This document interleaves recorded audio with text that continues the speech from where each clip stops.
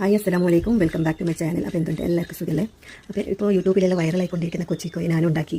അടിപൊളി ടേസ്റ്റാണ്. അപ്പോൾ നിങ്ങൾക്കും കൂടി ഇത് കാണിക്കാമെന്ന് വിചാരിച്ച്. ഒരു രക്ഷയില്ല. നമ്മുടെ നാട്ടിലെല്ലാം അവിൽ മിൽക്കാണ് ഫേമസ്. പക്ഷേ ഈ കൊച്ചിക്കോയിൻ ആദ്യമായിട്ടാണ് ഉണ്ടാക്കുന്നത്, കേൾക്കുന്നതും. ഉണ്ടാക്കിയപ്പോൾ അടിപൊളിയാണ്. അപ്പോൾ നമുക്ക് വീഡിയോയിലേക്ക് പോകാം. അപ്പോൾ അതിന് വേണ്ടിയിട്ട് ആദ്യം തന്നെ ഒരു 5-8 ചെറിയ ഉള്ളി എടുത്തിട്ടുണ്ട്. കാക്കിനുള്ളി എന്നൊക്കെ പറയും, കുഞ്ഞുള്ളി എന്നെല്ലാം. അപ്പോൾ അത് ഇതുപോലെ ചെറിയ പീസാക്കിയിട്ട് കട്ട് ചെയ്തെടുക്കാം. കുഞ്ഞുള്ളി തന്നെ എടുക്കണം, വെല്ലുള്ളി എടുക്കരുത്. സവാള എടുത്ത് കഴിഞ്ഞാൽ അതിന് വേറെ ടേസ്റ്റ് ഉണ്ടായിരുന്നു. അപ്പോൾ ഈ കുഞ്ഞുള്ളിനെ കൊണ്ട് തന്നെ ഈ കൊച്ചിക്കോയി ഉണ്ടാക്കണം. അപ്പോൾ ഇതുപോലെ ചെറിയ പീസാക്കി എടുത്തിട്ടുണ്ട്. ഇനി നമുക്കിതൊരു പാത്രത്തിലേക്ക് മാറ്റാം.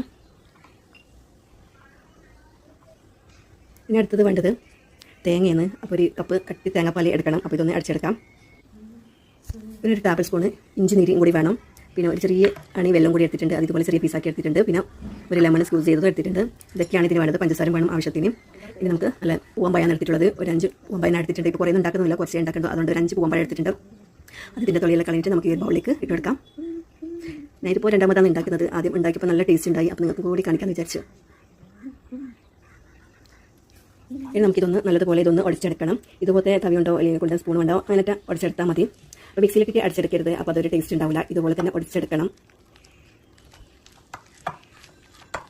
ഇത് നല്ലതുപോലെ ഇതാ ഉടച്ചെടുത്തിട്ടുണ്ട്.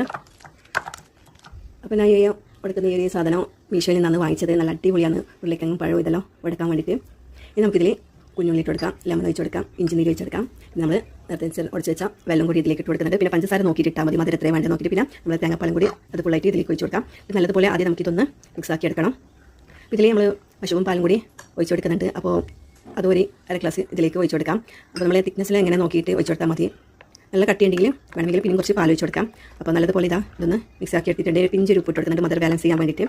അപ്പോൾ നമ്മളെ കൊച്ചിക്കോയ റെഡി ആയിട്ടുണ്ട്. ഇനി നമുക്ക് ഇതിന് വേണ്ട അവിൽ വേണം. അപ്പോൾ അവിൽ ഉണ്ടാക്കാൻ നമുക്ക് എത്രയും വേണ്ടത് നോക്കിയിട്ട് ഇതുപോലെ ഒന്ന് വറുത്തെടുക്കണം. അവിലിങ്ങനെ വറുത്തെടുത്ത് കഴിഞ്ഞാൽ ഇത് കഴിക്കുമ്പോൾ ഭയങ്കര ടേസ്റ്റ്. വറുക്കാണ്ട് കഴിക്കരുത്. വറുക്കുമ്പോൾ നല്ലൊരു ക്രിസ്പിയും അതിൻ്റെ അരി കൊച്ചിക്കോയിൻ്റെ സോസിൽ ഒഴിക്കുമ്പോൾ അടിപൊളിയാണ്.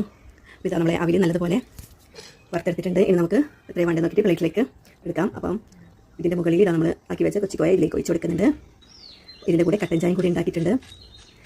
അടിപൊളി ടേസ്റ്റാണ്, ഒരു രക്ഷയില്ല. തീർച്ചയായിട്ടും ഉണ്ടാക്കാത്തവരുണ്ടെങ്കിൽ ഒന്ന് ഉണ്ടാക്കി നോക്കണം. ഇത് ഉണ്ടാക്കി കഴിഞ്ഞാൽ കൂടെ ഇതന്നെ ഉണ്ടാക്കാൻ തോന്നും. അത്ര നല്ല ടേസ്റ്റാണ്. ഈ വീഡിയോ ഇഷ്ടമാണെങ്കിൽ എല്ലാവർക്കും ഷെയർ ചെയ്യുക. ഇതുവരെ സബ്സ്ക്രൈബ് ചെയ്യാണ്ട് വീഡിയോസിൽ കാണുന്നവരുണ്ടെങ്കിൽ ഒന്ന് പോയി സബ്സ്ക്രൈബ് ചെയ്യുക. തൊട്ടടുത്ത ബെൽ ബട്ടൺ പ്രസ് ചെയ്യാം. Thank you.